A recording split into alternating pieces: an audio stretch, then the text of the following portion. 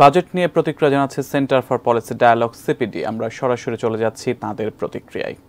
এবং এটা থেকে খুব একটা যে সরকার কর আহরণ করতে পারেন সেটিও নয়। তারপরে মূল্যস্ফীতি কমানোর জন্য আমরা দেখেছি যে সরকার বেশ কিছু পণ্যের উপরে বিভিন্ন ধরনের কর ছাড়ের প্রস্তাব করেছে। এটিও একটি ভালো প্রস্তাব, কিন্তু বিষয়টি হচ্ছে যে এটা কিভাবে বাস্তবায়ন হয়।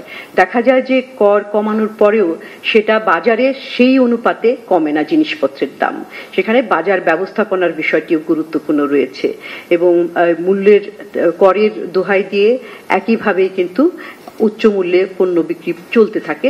সেটা দেখার মতো, সেটা মনিটরিং করা, সেটার ব্যাপারে পদক্ষেপ নেওয়া যারা মানছে না সেই বিষয়টাই হচ্ছে গুরুত্বপূর্ণ। এবং সেই জন্য আমরা বলেছি এর আগেও যে শুধুমাত্র একটি পদক্ষেপ, যে কোনো একটি, সেটা মূল্য মুদ্রানীতি হোক কিংবা সেটা বাণিজ্য নীতি হোক, যে কোনো একটি নীতি সিঙ্গল ভাবে এককভাবে কিন্তু কোনো একটা সমস্যার সমাধান করতে পারে না, কারণ অর্থনীতির বিভিন্ন খাতগুলো একে অপরের সাথে সম্পর্কিত। সেজন্য আমাদেরকে এই বিষয়টাও খেয়াল রাখতে হবে।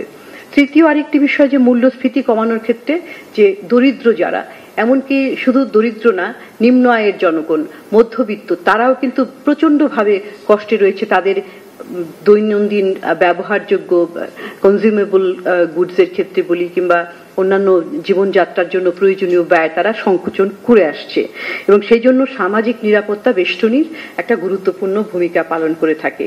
বাজেট হচ্ছে সেটার একটা সুযোগ দেয়। বাজেটের মাধ্যমে এই সামাজিক নিরাপত্তা বেষ্টনীর আওতা, এখানে অর্থ বরাদ্দ করা, এটার একটা সুযোগ থাকে। আমরা এখানে দেখেছি যে এখানে যদি আমরা জিডিপির হিসাবে দেখি কিংবা মোট বাজেটের আকারে দেখি, সামান্য একটু পরিবর্তন হয়েছে, একটু বেড়েছে। যদি টোটাল মোট বাজেটের অংশ হিসাবে দেখি তাহলে কিন্তু গত অর্থ বছরে এটা ছিল 17.0%, এই বছরে সেটা 17.1% বেড়েছে, খুবই সামান্য।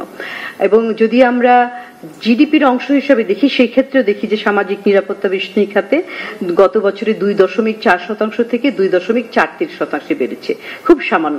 কিন্তু এখানে একটা ক্যাচ আছে। এখানে বিষয়টা হচ্ছে যে আপনি যদি আর ডিটেইল দেখেন সেখানে কি কি রয়েছে। এই সামাজিক নিরাপত্তা বেষ্টনীর মধ্যে রয়েছে যে সরকারি কর্মচারীদের এবং তাদের পরিবারদের পেনশন ভিত্তিক যে পেনশনের টাকাটা সেখানে রয়েছে, সঞ্চয়পত্রের সুদ বাবদ যে অর্থটা সেটা রয়েছে, কৃষি খাতের ভর্তুকি সেটা রয়েছে, তারপরে মুক্তিযোদ্ধাদের বিভিন্ন ধরনের প্রোগ্রাম রয়েছে, প্রকল্প রয়েছে, সেগুলো অন্তর্ভুক্ত করা হয়েছে। সেটা করার ফলে এটাকে একটা বড় অ্যামাউন্ট দেখা যায়, কিন্তু সেগুলো যদি বাদ দেওয়া হয় তাহলে কিন্তু খুব একটা বাড়েনি তো বটে, কমেছে। এবং আমরা যদি তিনটি বাদ দিই সেখান থেকে, এই সামাজিক নিরাপত্তা বেষ্টনী থেকে, যে পেনশন এবং সেভিং সার্টিফিকেটের যে সুদ সেটা এবং কৃষি ভর্তুকি, তাহলে সামাজিক নিরাপত্তা বেষ্টনীর অংশটা মোট বাজেটের 9.2% নেমে আসে।